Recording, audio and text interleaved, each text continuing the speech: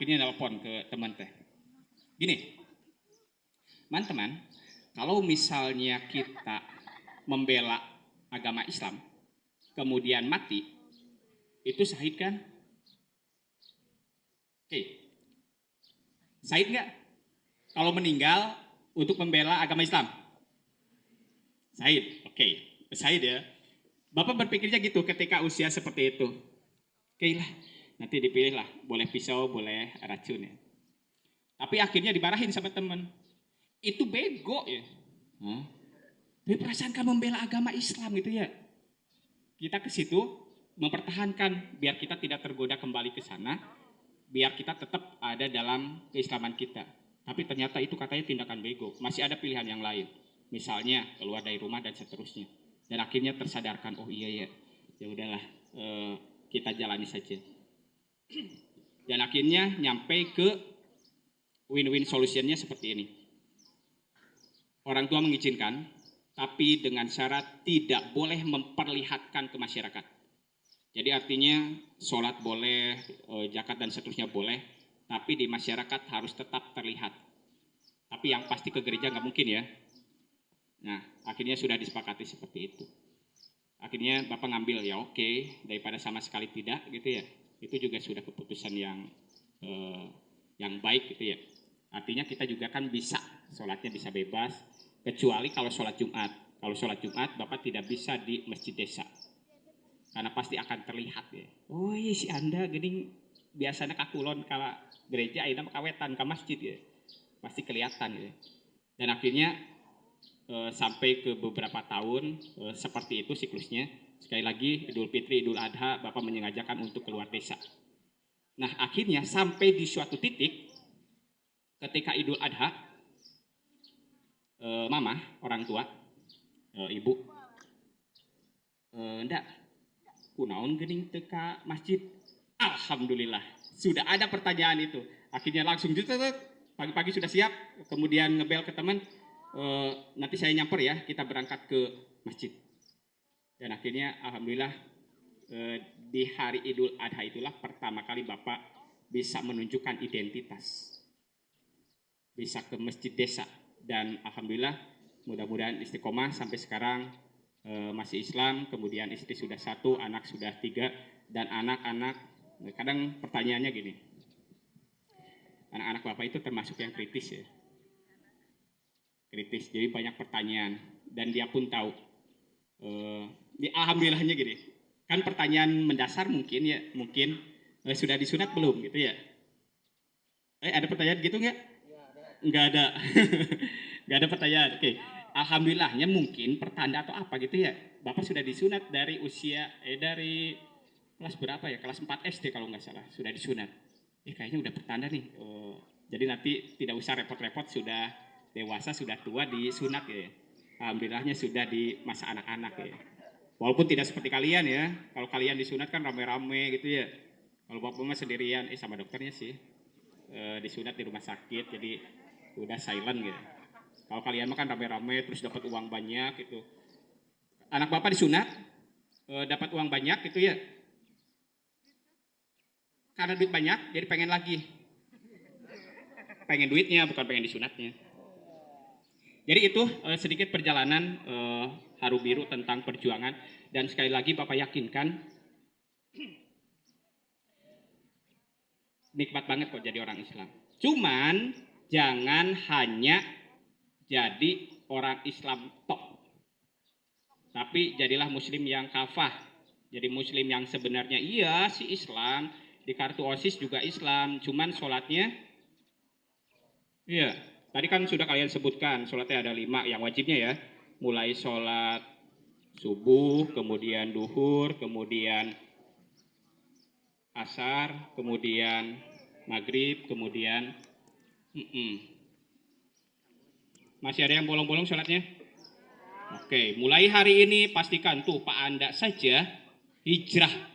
Apalagi saya yang dari lahir sudah muslim. Oke, kenapa? Nanti mungkin sudah disampaikan oleh Pak Guru Agama. Bahwa sholat itu wadahnya dari semua kebaikan kita. Kalau wadahnya bolong-bolong, bagaimana kebaikannya akan tertampung. Jadi pastikan yang wajibnya kalian laksanakan. Nah sekarang alhamdulillah, ada yang suka taraweh? Oke, satu orang di sini bercerita. Nah Muhammadnya enggak ini. Oh ya Muhammad. Di sini nih yang kecil ya, namanya Muhammad ya. Ini body shaming banget ya. Di sini Muhammad. Muhammad kan? Namanya? Bukan. Ngaku aja namanya Muhammad ya. Sini. Namanya siapa? Hah? Iman. Dimas. Oke, Mas, sini Mas. Nah, oke, sip. Boleh tepuk tangan untuk Dimas? Oke. Boleh badannya kecil tapi keberaniannya besar. Oke. Insya Allah calon orang sukses. Yang di depan juga. Oke. Suka ke masjid nggak? Kalau malam-malam? Oke. Kita dengar ya bahwa ketika malam, terutama di bulan Ramadan itu banyak sekali pahala yang bertebaran.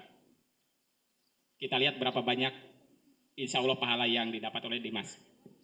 Sholat apa saja yang dilakukan ketika ke masjid? Ketika kamu malam-malam ke masjid?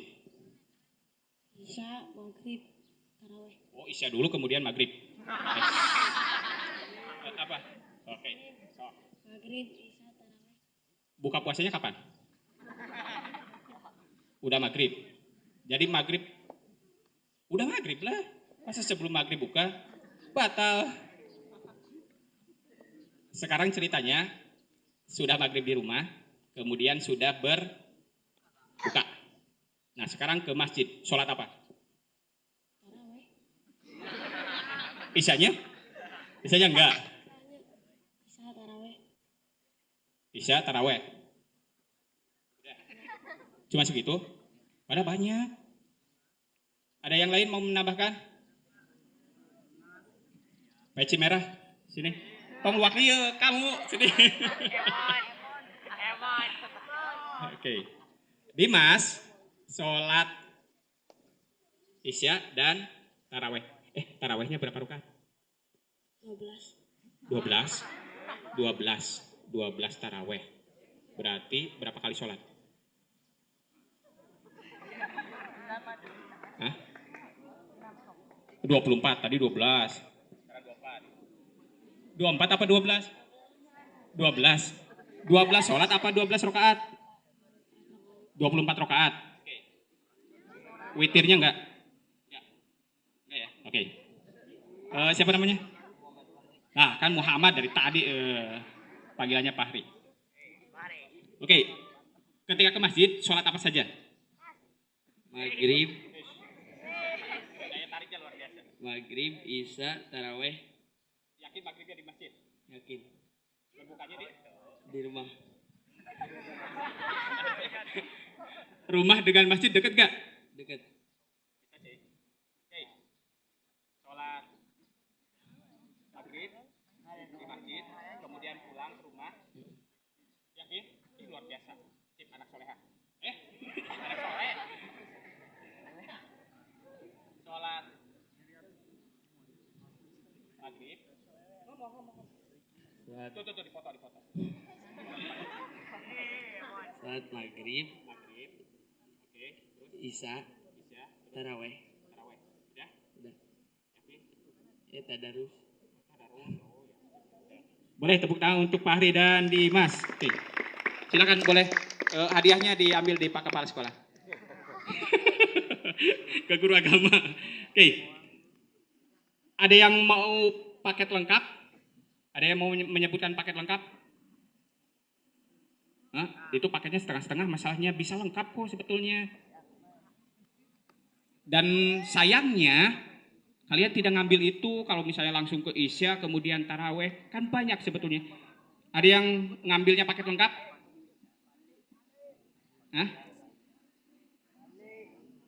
Ayo. Oke, dipandu dengan pertanyaan. Kalau kalian ke masjid, pertama yang dilakukan apa? Sebelum duduk.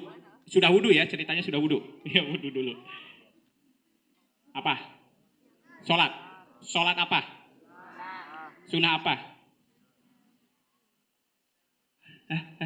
Perempuan yang nyebut nih. Yang kerudung hitam sini. Kerudung hitam depan. Yang dekat kerudung putih yang nyumput. Sini.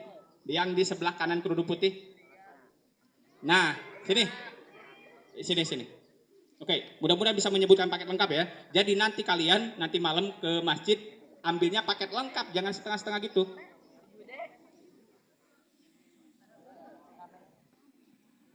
Oke.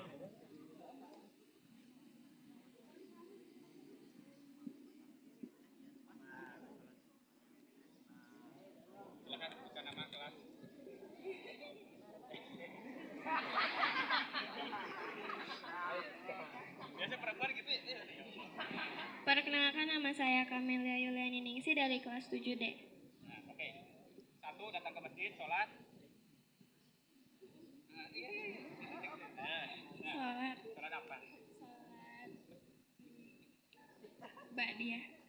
Kok langsung beriak? Oke, di awal kan ke masjid tuh. Nah, sholat apa dulu? Terus langsung badiah. Qobliyah. Qobliyah, oke. Qobliyah apa? Isya. Qobliyah Isya, oke. Terus Sholat Isya. sholat Isya, terus Ba'diyah Isya. badiah Isya, terus Taraweh. taraweh. Berapa rakaat? 23. 23. Oke, terus Witir. witir. Witirnya berapa rakaat? 3. 3, oke. Ada yang lebih lengkap lagi dari ini? Oke, terima kasih. Boleh tepuk tangan untuk Kamelia. Kamelia. Oke. Tadi ya, seperti yang disampaikan, qobliyah, kemudian sholat isya'nya, kemudian badiahnya, kemudian taraweh, kemudian witir. Banyak ya? Bukan? Sebetulnya ketika datang ke masjid,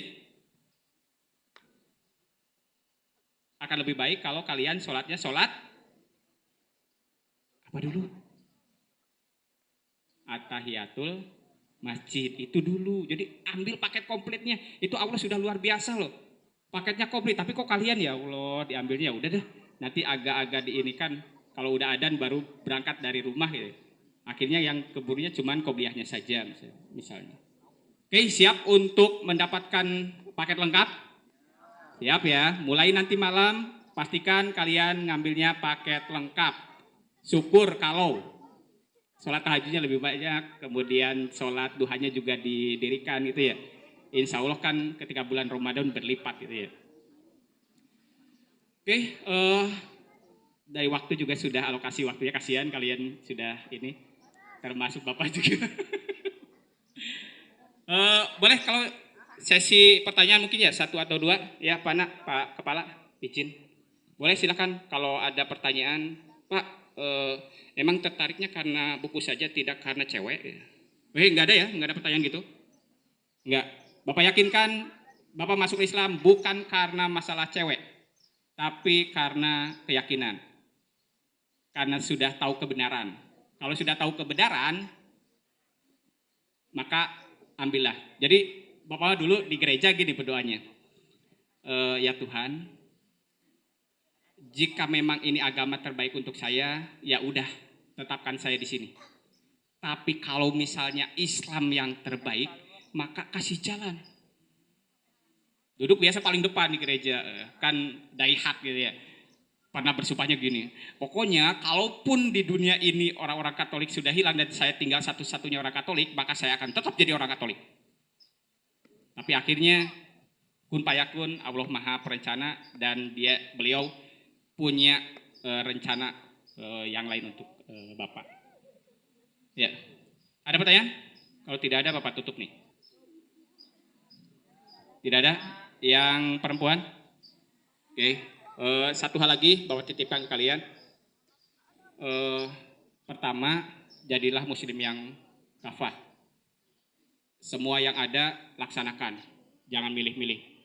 Kemarin Bapak ketika sholat juga ada yang asal-asalan. Taraweh kan kadang diselengekkan dengan tara ikut sawareh gitu ya. Pokoknya ambil. Dan satu hal lagi, Bapak titip ke kalian, mulai dari sekarang tanamkan ikhlas dari diri kalian. Kalau kalian ikhlas, insya Allah, Allah itu akan memberikan yang terbaik untuk kalian. Ya, pada banyak ceritanya, tapi kaliannya sudah gelisah ya. Keringat sudah bercucuran di mana-mana. Ya.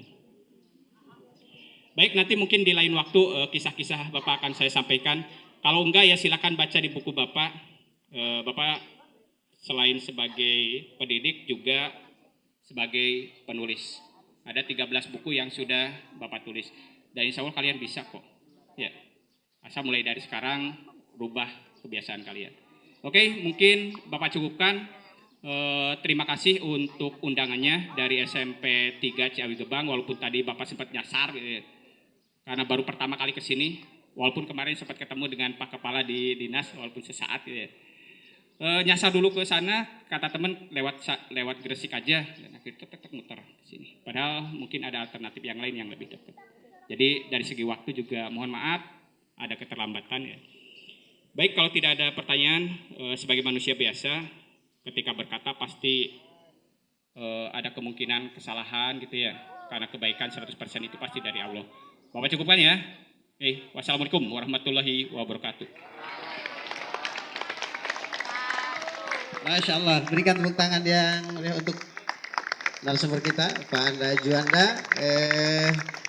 Nah, untuk nodong saya adalah mengingatkan kalian bahwa menjadi orang Islam itu nikmat yang luar biasa. Kenapa? Walaupun Al-Quran menegaskan bahwa setiap orang itu terlahir sebagai Muslim. Ya. Orang tuanya lah yang menjadikan dia orang Majusi, Kristen, dan seterusnya. Tapi secara fitrah kita semuanya adalah orang Islam. Kalau tidak ini, silahkan lihat di reel atau lihat di TikTok gitu ya. Ada anak-anak kecil gitu ya, sampai nangis-nangis, pengen ikut tarawehan. Ngotot gitu, pengen ikut tarawehan. Padahal sebenarnya dia orang Kristen. Mungkin pernah melihat ya? Ada yang pernah melihat? Nah, berarti memang secara kodrat kita semua orang Muslim. Cuman orang tua kita dan kebetulan Bapak lahir dari orang tua yang dua-duanya orang Katolik. Dan ketika lahir kan nggak mungkin asyhadu alla ilaha illallah wa asyhadu anna muhammadar rasulullah. Orang tidak ada yang ngajarin gitu ya. Yang diajarinya gini, kan? Itu sah. Itu masa lalu ya. Tapi sekarang di usia 27 kemarin, beberapa tahun yang lalu gitu ya. Di usia 27 mengucapkan kalimat syahadat. Dan butuh proses yang panjang sebetulnya. Kalian sekarang nikmat. Ada yang sholat pernah tersiksa? Tertekan gitu, mau sholat dulu, sembunyi di mana? Ada? Tidak kan? Kalau Bapak sempat fase itu. Jadi ketika mau sholat kalau di rumah, Bapak pastikan pintu jendela tertutup. Kenapa? Takut ketahuan oleh orang tua. Wajar ya? Sebagai seorang anak itu pasti takut dengan orang tuanya. Takutnya bukan takut karena harimau atau apa gitu ya. Ya seperti itu. Nah kalau di luar ya alhamdulillah. Kalau di luar Bapak masih bisa untuk ke masjid dan seterusnya. Tapi kalau di rumah ada tekanan seperti itu. Oke, itu cerita selanjutnya sebetulnya. Tapi awalnya gini. Hal yang menarik dari Islam adalah menurut kalian yang orang Islam, apa yang menarik dari Islam? Ada yang mau mengacungkan tangan? Bagi saya Islam itu titik-titik.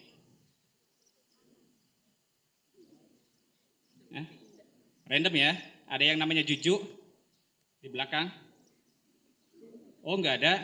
Ya Allah. Siapa nama yang sekarang ya? Aisyah? Oh Siti pasti ada nih. Nama Siti pasti ada. Yang namanya Siti boleh silakan ke sini. Oke, acungkan tangan yang namanya Siti. Laki-laki gak usah acung ya. Yang namanya Siti silakan acungkan tangan. Ayo.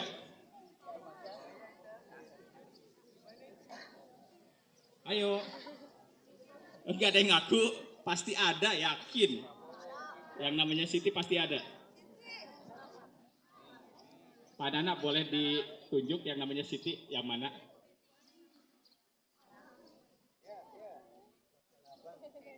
Oke.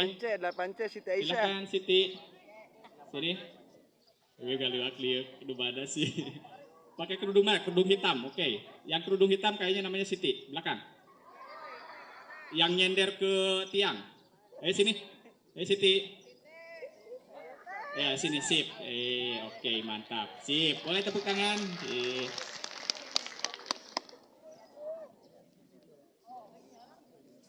Laki-laki siap yang namanya Muhammad ya.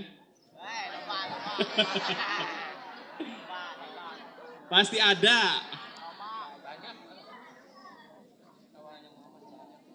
Pasti ada.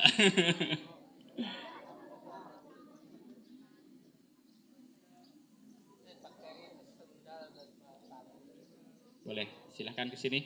Perkenalan dulu, nama saya Siti titik-titik, kelas titik-titik. Panas.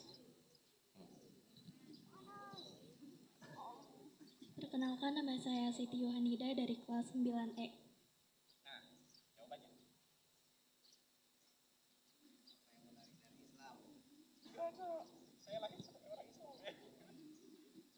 Apa yang menarik dari Islam? Kenapa kamu bangga menjadi orang Islam?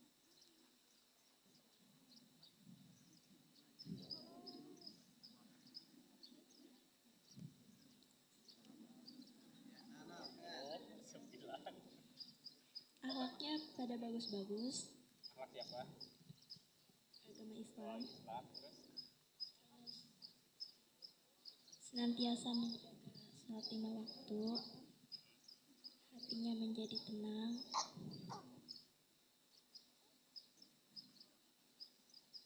kalau misalkan ada masalah pasti selalu ada jalannya. boleh tepuk tangan? Ya, oke. Terima kasih Siti. Boleh kembali ke nanti dari Pak Kepala ya ininya. Oke. Kenapa Islam menarik? Muhammadnya belum. Nanti aja pertanyaan berikutnya ya. Yang pertama, ada yang pernah sholat enggak? Pernah. Sholat wajib, sholat sunnah. Oke, sholat wajib ada berapa?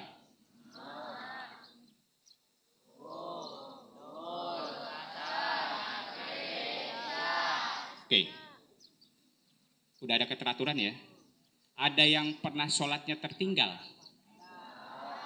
Misalnya orang lain sudah sholat berjamaah, kita ucuk datang ya. Kita datangnya di rokaat ketiga misalnya. Ada yang pernah seperti itu? Oke. Yang kalian lakukan sholatnya berapa rokaat? Kalau kalian tertinggal. Kan udah rokaat ketiga nih. Jadi berapa rokaat? Kalau misalnya sholatnya sholat duhur. Kan kalian tertinggal. Jadi berapa rokaat sholatnya? Hah? Kan 4 mah kalau tidak ketinggalan. Nah kalau kalian sekarang ketinggalan berapa? Berapa? Berapa rokaat? Ya harus yakin dong. Kalian sholatnya tertinggal. Kemudian pas di rokaat ke-3. Berapa kali kalian sholat? Berapa rokaat? 2. Iya oke. Jadi berapa kali sholatnya, berapa rokaat ketika sholat duhurnya? Hah? Macam-macam jawabannya. Harusnya 1 ya jawabannya. Jawabannya berapa? Engkau 1. Cluenya salah ya. Yang salah yang nanya ya. Harusnya 1. Maksudnya 1 itu 1 jawaban. Kalian harus 1 jawaban. Jangan ada 3, 4 dan seterusnya. Jadi berapa rakaat? Oke, 2. Kenapa 2? Oke, kenapa 2? Kan Pak, kita sholatnya di rakaat ketiga. Berarti kan tinggal 3 dan 4 gitu. Iya kata yang jawab ya. Tapi enggak. Tetap kita sholatnya 4 rakaat. Itu istimewanya loh. Dan Bapak pribadi tertariknya itu. Jadi ketika melihat Islam, sholat, Bapak ketika kuliah, melihat orang sholat di musola, ada yang tertinggal. Dia pasti nambah. Tidak berhenti. Jadi orang lain sudah assalamualaikum, assalamualaikum, dia bangun lagi. Tidak langsung ikut assalamualaikum, assalamualaikum. Pasti dia kekeh dengan 4 rakaatnya. Dan itu salah satu keistimewaan Islam yang tidak ada di agama yang lain. Kalau di agama yang lain, kalau kalian tertinggal, kalau tertinggal, itu sudah batasnya di situ. Jadi kalau sudah mau selesai, kalian masuk, ya udah selesai. Cuman dapatnya segitu-gitunya. Tapi ketika kita menjadi orang Islam, kemudian sholat, tertinggal di rakaat terakhir pun, misalnya, oke, yang namanya Muhammad, ngacungkan tangan.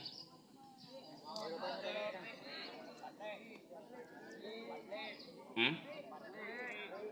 Muhammad apa? Pasti ada di sini. Oke, yang bajunya hijau berarti, silakan ke sini. Ayo sini. Bapak udah jinak kok nggak gigit. Sini Muhammad siapa? Muhammad Hasbi. Sini Muhammad Hasbi. Ayo nggak apa-apa. Ayo. Atau yang di sini ada Muhammad lagi. Sebelah sini. Ya rata-rata pakai baju hijau ya Muhammadnya. Sini. Enggak? Enggak. Hei. Jadi itu ya. Tadi sedikit. Ketika ada pertanyaan kalau kalian di rakaat ketiga ketinggalan, kok ada jawaban 1, 2 gitu ya. Harusnya tetap 4. Ini pentingnya ikro, pentingnya membaca. Jadi jangan sampai kalian hanya puas, oke, saya mah orang Islam. Jadi otomatis gitu ya, orang tua kalian Islam, maka kalian pun menjadi Islam tanpa dimaknai. Tetap harus ada proses belajar. Ya, dan inilah salah satu yang mengantarkan Bapak untuk masuk ke dunia Islam. Bapak hobi baca. Jadi dari SMA sudah nyuri-nyuri. Bapak waktu itu masih Katolik ya. Tapi SMA sudah nyuri-nyuri baca buku Islam. Orang Katolik baca buku Islam itu tidak akan terlarang. Kalian berani nggak baca buku-buku Katolik atau buku-buku Hindu, buku-buku Buddha? Berani nggak? Kalau ketahuan sama orang tua kalian, apa yang akan dilakukan oleh orang tua kalian? Kira-kira? Diusir. Ya, jadi Bapak karena hobi baca, tempat main Bapak adalah di perpustakaan. Di taman bacaan, dulu ada taman bacaan. Dan salah satu yang Bapak baca adalah buku-buku tentang Islam. Dan itu jadi buku terlarang gitu. Jadi disembunyiin, kalau baca tadi disimpan di bawah bantal. Gitu. Dan akhirnya hidayahnya muncul dari situ. Oh iya, masih Katolik tapi sudah belajar tentang segala macam tentang Islamnya. Dan pada suatu ketika ada seorang rekan yang mengingatkan. Bapak kebetulan waktu itu dinas di SMP 3 Cilimus. Ada Pak Wowo. Pak Kepala pasti kenal ya. Selain mengajar, Bapak juga dapat tugas untuk menjadi pembina pramuka. Dan pembina pramuka ini tugasnya itu biasanya di hari Jumat. Dan rumah Bapak dengan sekolah itu jauh. Jadi Bapak pasti ada di sekolah. Nah, kan nggak mungkin Bapak yang orang Katolik itu ke masjid gitu ya. Akhirnya nunggu di sekolah. Nah temen Bapak yang tadi itu ngomong gini, Panda, daripada nunggu di sekolah, mendingan ke masjid yuk. Akhirnya tergerak, akhirnya ngobrol. Oke, karena memang sudah dibekali